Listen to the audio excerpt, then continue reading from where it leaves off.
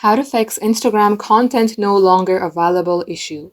Hey, what's up guys? Welcome back to our YouTube channel and let's get started.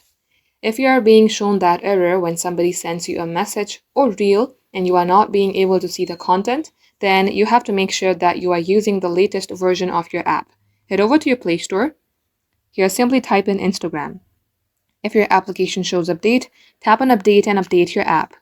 Now for the next step, head over to your settings. Scroll all the way below, then tap on apps. In here again, search for Instagram. Tap onto your app. Scroll below, then tap on storage. Here you may go ahead and clear the cache and data as well if you remember your credentials.